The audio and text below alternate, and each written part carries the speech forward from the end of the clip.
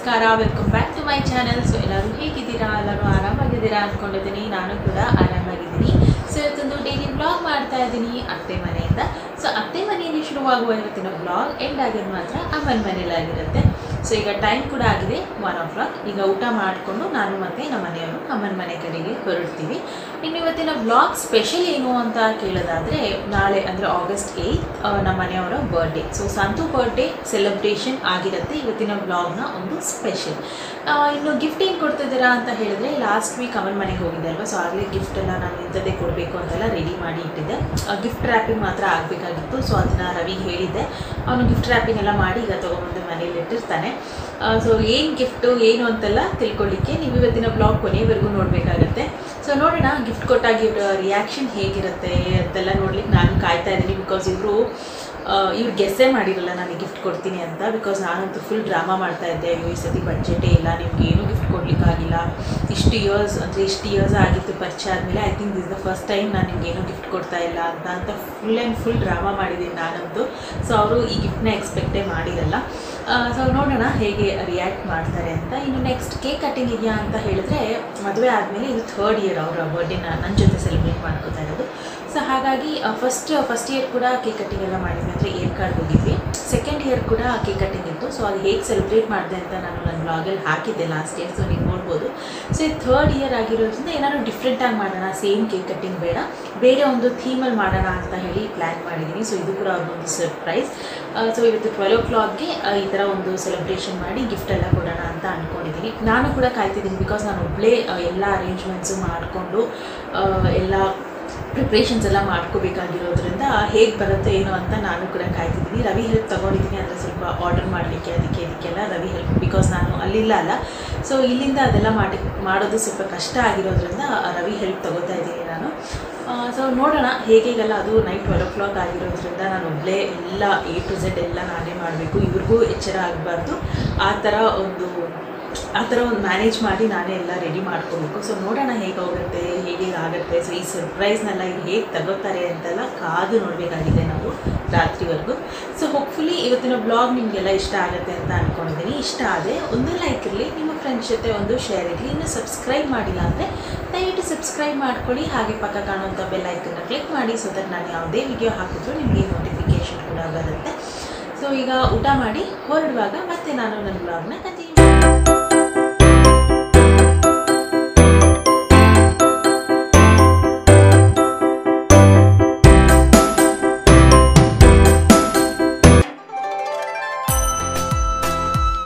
ಡಿಮಾರ್ಟ್ಗೆ ಹೋಗಿ ಶಾಪಿಂಗ್ ಎಲ್ಲ ಮುಗಿಸ್ಕೊಂಡು ಹೊರಗಡೆ ಬರೋಷ್ಟರಲ್ಲಿ ಮಳೆ ಶುರು ಆಗೋಗಿತ್ತು. ಸೊ ಆಮೇಲೆ ಮನೆಗೆ ಬಂದ್ವಿ. ಮನೆಗೆ ಬರೋಷ್ಟರಲ್ಲಿ ಒಂದು 6:30 7 o'clock ಆಗಿತ್ತೇನೋ. ಆಮೇಲೆ ನನಗೆ ವ್ಲಾಗ್ ಕಂಟಿನ್ಯೂ ಮಾಡಲಿಕ್ಕೆ ಆಗಲಿಲ್ಲ. ಹಾಗಾಗಿ ನೈಟ್ 10:45ಗೆ ಮತ್ತೆ ನಾನು ನನ್ನ ವ್ಲಾಗ್ನ ಕಂಟಿನ್ಯೂ ಮಾಡ್ತಾಯಿದ್ದೀನಿ. ಸೊ ಈಗ ಇವರು ಒಳಗಡೆ ಮಲ್ಕೊಂಡಿದ್ದಾರೆ.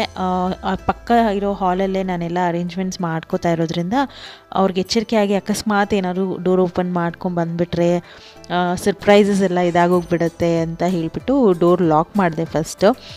ಡೋರ್ ಲಾಕ್ ಮಾಡಿದ್ಮೇಲೆ ನಾನು ನನ್ನ ಅರೇಂಜ್ಮೆಂಟ್ಸ್ ಎಲ್ಲ ಮಾಡಲಿಕ್ಕೆ ಸ್ಟಾರ್ಟ್ ಮಾಡಿಕೊಂಡೆ.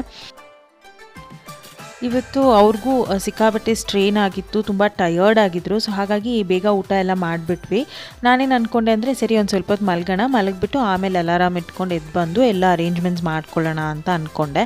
ಆಮೇಲೆ ನಿದ್ದೆನೂ ಬರ್ತಿತ್ತು, ಆದರೆ ಮಲಗಿಬಿಟ್ರೆ ಆಮೇಲೆ ನಾನು ಬೇಗ ಎದ್ದೇಳೋದು ಸ್ವಲ್ಪ ಕಷ್ಟ. ಸೊ ಹಾಗಾಗಿ ಸುಮ್ಮನೆ ರಿಸ್ಕ್ ತಗೊಳ್ಳೋದು ಬೇಡ ಅಂತ ಅಂದ್ಕೊಂಡು, ಎನಿವೇಸ್ ಬಿಗ್ ಬಾಸ್ ಫಿನಾಲೆ ನಡೀತಿತ್ತಲ್ವ. ಸೊ ಸ್ವಲ್ಪ ಹೊತ್ತು ಬಿಗ್ ಬಾಸ್ ನೋಡಿದೆ. ಆಮೇಲೆ ಅವರೊಂದು ಸ್ವಲ್ಪ ಚೆನ್ನಾಗಿ ಡೀಪ್ ಸ್ಲೀಪ್ಗೆ ಹೋಗಿರ್ತಾರೆ ಅಂತ ಕನ್ಫರ್ಮ್ ಆದಮೇಲೆ ನಾನು ಬಂದು ಡೆಕೋರೇಷನ್ಸ್ ಎಲ್ಲ ಮಾಡಲಿಕ್ಕೆ ಸ್ಟಾರ್ಟ್ ಮಾಡಿದೆ. ಆದರೆ ಏನಂದರೆ ಅವರು ಒಂದಿಷ್ಟು ಸೌಂಡ್ ಆದರೂ ಕೂಡ ಬೇಗ ಎದ್ಬಿಡ್ತಾರೆ. ಸೊ ಹಾಗಾಗಿ ಎಲ್ಲ ನಿಧಾನಕ್ಕೆ ಮಾಡಬೇಕಾಗಿತ್ತು. ಎಸ್ಪೆಷಲಿ ಬಲೂನ್ಗೆ ಏರ್ ಹಾಕಬೇಕಾದ್ರೆ ನನಗೆ ಎಷ್ಟು ಭಯ ಆಗಿತ್ತು ಅಂದರೆ, ಅದೇನಾದ್ರು ಫಟ್ ಅಂತ ಅಂದ್ಬಿಟ್ರೆ ಏನು ಮಾಡೋದು ಅನ್ನೋ ತುಂಬ ಭಯ ಇತ್ತು ಬಲೂನ್ದು ನನಗೆ. ಬೇರೆ ಎಲ್ಲ ನಿಧಾನಕ್ಕೆ ಜರುಗಿಸ್ಕೊಂಡು ಟೇಬಲೆಲ್ಲ ಫಸ್ಟೇ ಒಂದು ಸ್ವಲ್ಪ ಎಲ್ಲ ಜರುಗಿಸ್ಕೊಂಡು ಇಟ್ಕೊಂಡಿದ್ದೆ. ಬಲೂನ್ದೇ ಸ್ವಲ್ಪ ಭಯ ಇದ್ದಿದ್ದು. ಥ್ಯಾಂಕ್ ಗಾಡ್ ಯಾವ ಬಲೂನು ಹಾಗೆ ಹೊಡಿಲಿಲ್ಲ. ಆ್ಯಂಡ್ ನನಗೆ ಜಾಸ್ತಿ ಬಲೂನ್ ಟೈ ಮಾಡಲಿಕ್ಕೆ ಆಗಲಿಲ್ಲ. ಒಂದು 3 to 4 ಬಲೂನ್ಸ್ ಟೈ ಮಾಡಿದೆ ಅಷ್ಟೇ. ಯಾಕಂದರೆ ನೇಲ್ಸ್ ಇರೋದ್ರಿಂದ ಏರೆಲ್ಲ ಹಾಕಿ ಟೈ ಮಾಡಬೇಕಾದ್ರೆ ಏನಾದ್ರು ಬಡ್ ಅಂದ್ಬಿಟ್ರೆ ಅಂತ ಹೇಳಿಬಿಟ್ಟು ಜಾಸ್ತಿ ಬಲೂನ್ ರಿಸ್ಕ್ ತಗೊಳ್ಳೋಕ್ಕೆ ಹೋಗಲೇ ಇಲ್ಲ ನಾನು. ನಾನು ರೆಡಿ ಮಾಡಿ ಇಟ್ಕೊಂಡಿದ್ದೆ 4 ಬಲೂನು. ಅದರಲ್ಲಿ ಆ ಕಡೆ ಒಂದು ಬ್ಲೂ ಬಲೂನ್ ಟೈ ಮಾಡಿದ್ದೀನಿ ನೋಡಿ. ಅದು ಚಿಕ್ಕದಾಗ್ತಾ ಆಗ್ತಾ ಎಲ್ಲರೂ ಸ್ಮಾಲ್ ಹೋಲ್ ಆಗಿತ್ತೇನೋ, ಲಾಸ್ಟ್ ಮೂಮೆಂಟ್ ಅಷ್ಟೊತ್ತರಲ್ಲಿ ಅದು ಬಿದ್ದೇ ಹೋಗ್ಬಿಡ್ತು ಬಲೂನು. ಸೊ ಸಿಂಪಲ್ಲಾಗಿ ಡೆಕೋರೇಷನ್ ಎಲ್ಲ ಮುಗಿಸ್ಕೊಂಡೆ. ಸೊ ಈಗ 12 o'clockಗೆ ಒಂದು 5-10 minutes ಇತ್ತು. ಸೊ ಆವಾಗ ಕೆಳಗಡೆ ಹೋಗಿ ಕೇಕ್ ತೊಗೊಂಬರೋಣ ಅಂತ ಹೋಗ್ತಾ ಇದ್ದೀನಿ. ಎಲ್ಲರೂ ಮಲಗಿಬಿಟ್ಟಿದ್ದಾರೆ. ಸಿಕ್ಕಾಬಟ್ಟೆ ಕತ್ಲೆ, ಅಲ್ಲಲ್ಲಲ್ಲಿ ಲೈಟ್ ಹಾಕ್ಕೊಂಡು 0 ಬಲ್ಬ್ ಹಾಕ್ಕೊಂಡು ಯಾರಿಗೂ ಎಚ್ಚರಿಕೆ ಆಗ್ದಂಗೆ ನಿಧಾನಕ್ಕೆ ಹೋಗ್ತಾ ಇದ್ದೀನಿ.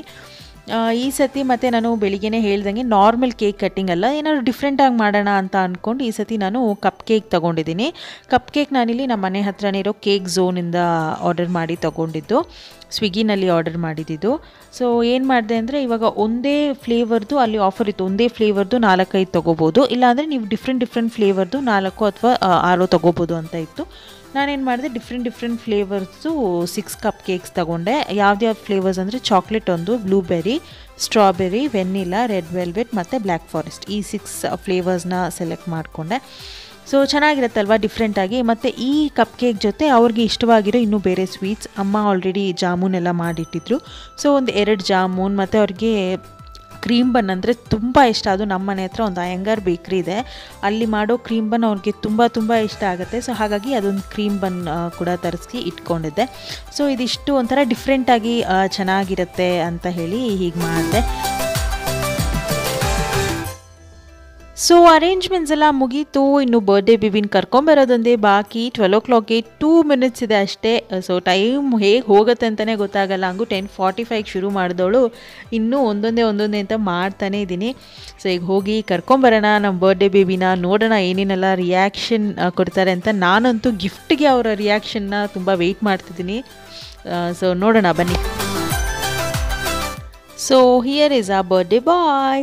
ಅವ್ರಿಗೆ ಒಂದು ಸ್ವಲ್ಪ ಡೌಟ್ ಇತ್ತು ಆಯಿತಾ. ಅವ್ರು ಹೇಳ್ತಾಯಿದ್ರು, ಅವ್ರಿಗೂ ಸರ್ಕ್ಯಾಸ್ಟಿಕ್ಕಾಗಿ ಕೇಳ್ತಿದ್ರು, ನೀನು ಬೇಗ ಮಲ್ಕೋತೀಯ ಇವತ್ತು ಏನು ಅಂತೆಲ್ಲ ಕೇಳ್ತಾಯಿದ್ರು. ನಾನಂತೂ ಫುಲ್ ಡ್ರಾಮಾ ಮಾಡ್ತಿದ್ದೆ, ನಂಗೆ ಸಿಕ್ಕಾಪಟ್ಟೆ ಸುಸ್ತಾಗ್ತಿದೆ, ತಲೆನೋವ್ತಿದೆ, ಬೇಗ ಮಲ್ಕೋಬೇಕಿವತ್ತು, ಬಿಗ್ ಬಾಸ್ ಬೇರೆ ಇದೆ, ಏನು ಮಾಡೋದೋ ಏನೋ ಅಂತ. ಅವ್ರಿಗೊಂದು ಸ್ವಲ್ಪನೂ 12 o'clock ಸೆಲೆಬ್ರೇಷನ್ದು ಕ್ಲೂ ಸಿಗಬಾರ್ದು ಅಂತ ನಾನು ಏನೇನೋ ಡ್ರಾಮಾ ಮಾಡಿದೆ.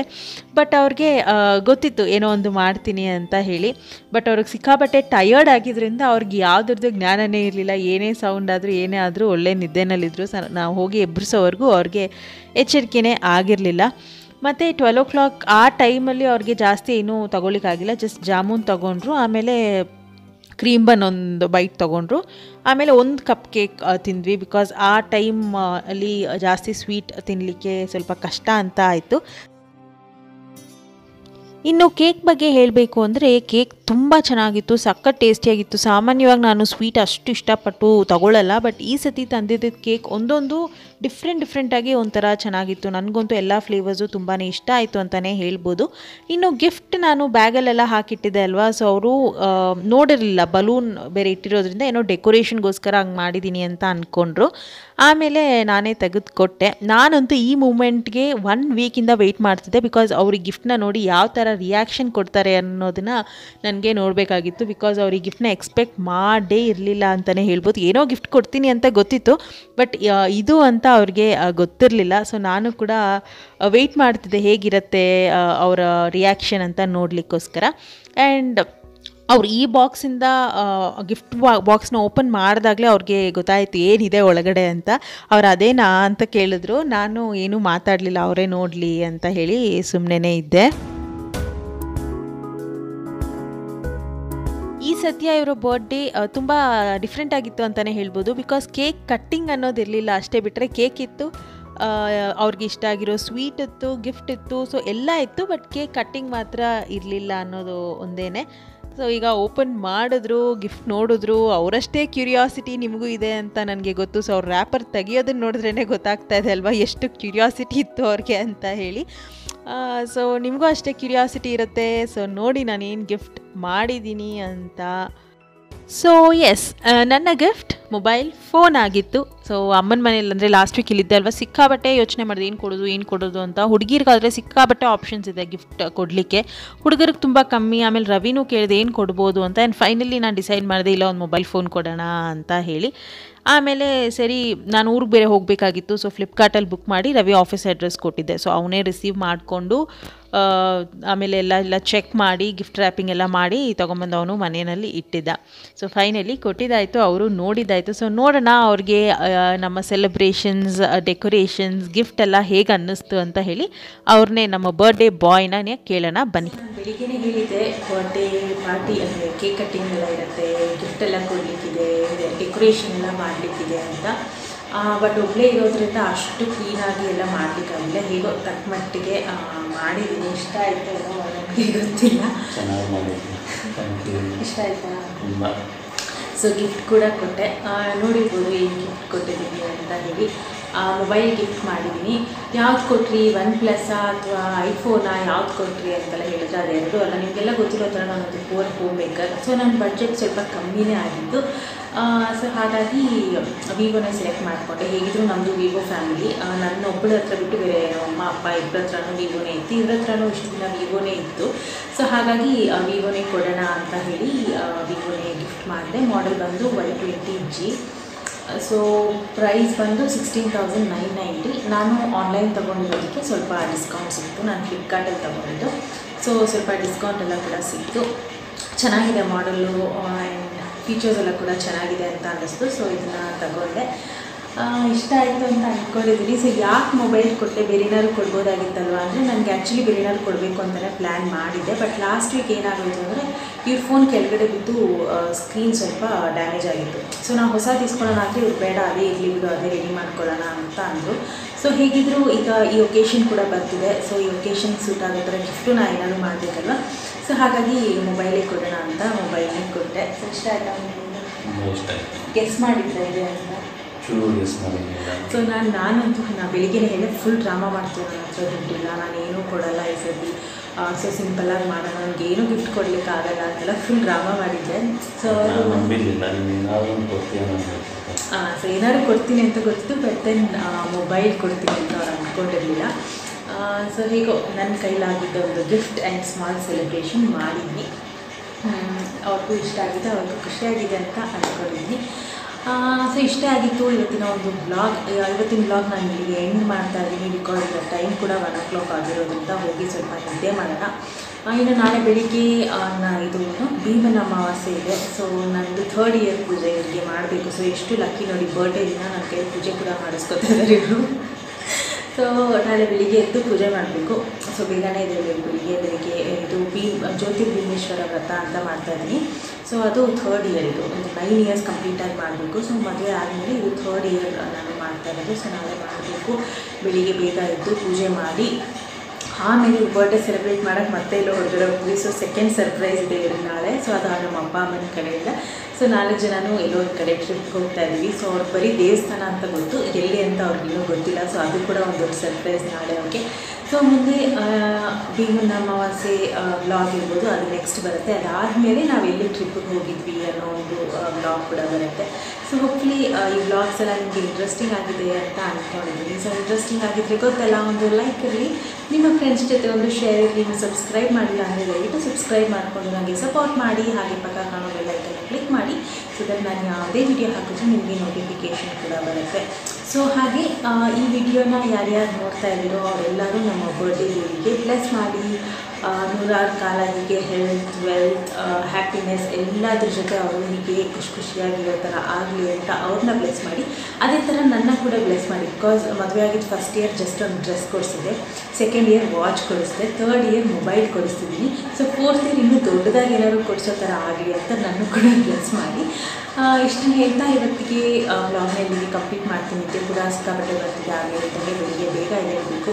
ಸೊ ಮುಂದೆ ಇನ್ನೂ ಇಂಟ್ರೆಸ್ಟಿಂಗ್ ವ್ಲಾಗ್ಸ್ ಬರ್ತಾ ಇರುತ್ತೆ. ಸೊ ನೀವು ಎಲ್ಲ ನೋಡ್ತಾ ಇರ್ಬೋದು. ಓಕೆ, ಜಾಸ್ತಿ ಮಾತಾಡ್ತಾನೆ ಇರ್ತೀನಿ. ಇಲ್ಲಿ ನಾನು ನನ್ನ ಬ್ಲಾಗ್ನ ಇದು ಮಾಡ್ತೀನಿ. ಅವ್ರಿಗೆ ಪಾಪ ಅರ್ಧ ನಿದ್ದೆನಲ್ಲಿ ಎದುರಿಸ್ಬಿಟ್ಟು ಬಂದಿದ್ದೀನಿ.